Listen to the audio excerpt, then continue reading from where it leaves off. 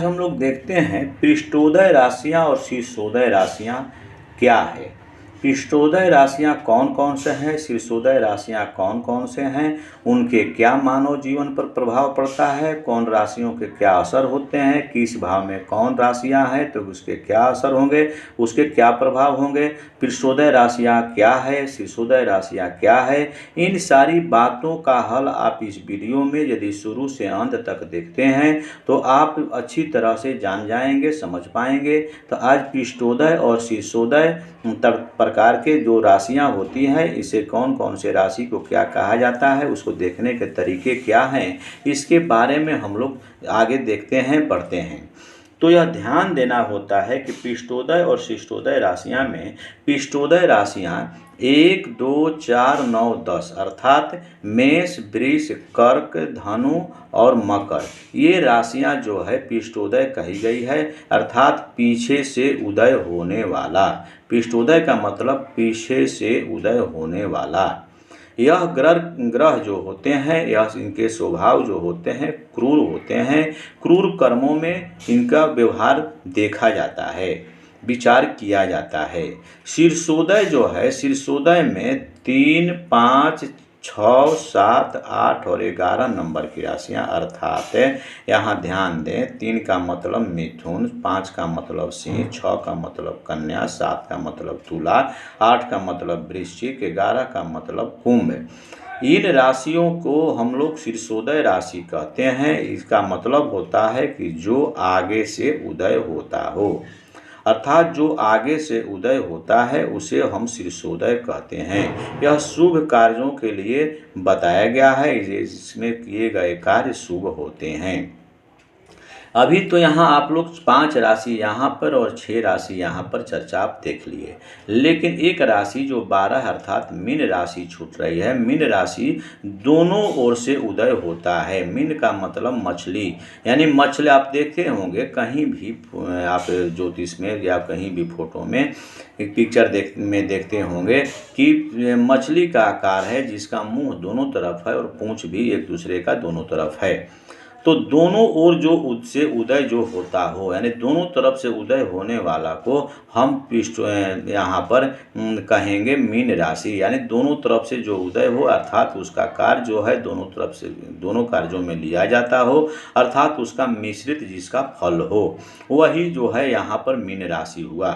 यानी शीर्षोदय और पृष्ठोदय यहाँ महत्वपूर्ण है। मीन राशि एक अलग से है जो दोनों कार्यों में लेना होता है।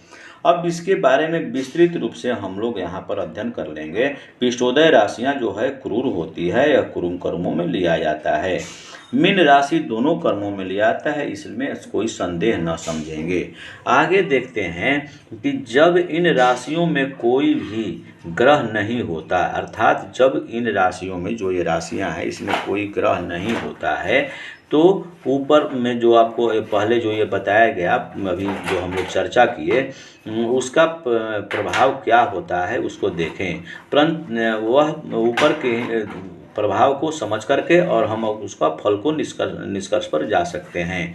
परंतु यदि पृष्ठोदय राशि से कोई क्रूर ग्रह भी बैठा हो, यानी पृष्ठोदय राशि जो है, जो पृष्ठोदय इसको कहते हैं 1, 2, 5, यानी मेष, वृष, कर्क, धनु और मकर राशि, इसमें यदि कोई क्रूर ग्रह बैठा हुआ हो तो उसकी क्रूरता और बढ़ जाती है। यदि वहाँ शुभ ग्रह बैठे हुए हों तो वह शुभ प्रभाव देना प्रारंभ कर देते हैं। शुभ प्रभाव कम नहीं हो पाता, उसका प्रभाव, यदि वहाँ शुभ ग्रह हो तो उसका शुभ प्रभाव कम हो जाना स्वाभाविक है, लाजमी है। इसके विपरीत शीर्षोदय राशियों में, शीर्षोदय राशि जो यहाँ पर हम लोगों ने चर्चा किया, मिथुन, सिंह, कन्या, तुला, वृश्चिक और मीन, शीर्षोदय राशियाँ जो है इसको अध्ययन करें। शीर्षोदय राशि में शुभ ग्रह के बैठने से उसका शुभ प्रभाव और भी अधिक होगा, और क्रूर ग्रह का वहाँ पर अर्थात शीर्षोदय राशि में यदि क्रूर ग्रह बैठता है तो उसका दुष्प्रभाव कम हो जाएगा, ऐसा हमें समझना चाहिए। जैसे यहाँ पर देखिए मेष राशि में राहु बैठ गया है, तो यह जो है अपना कुर्रत तो छोड़ेगा नहीं, लेकिन इसका प्रभाव कम कुछ हो जाएगा। इसके अतिरिक्त और भी हमें शीर्षोदय और पृष्ठोदय का विचार करना चाहिए। शीर्षोदय राशि में हो यदि कोई ग्रह है, तो ऐसी स्थिति में दशा का प्रारंभ यदि किसी का हो गया है, तो उसका दशा का प्रारंभ का प्रभाव जो है शुरू में ही, प्रारंभ में ही दिखा देता है। पृष्ठोदय राशि के स्वभाव जो हैं उसको समझें। पृष्ठोदय राशि में यदि राशि हो किसी का, उसमें उसका दशा का प्रारंभ हो गया है, तो ऐसी स्थिति में वह दशा के अंत में यानी देर से उसका प्रभाव दिखाता है, ऐसा हमें समझना चाहिए।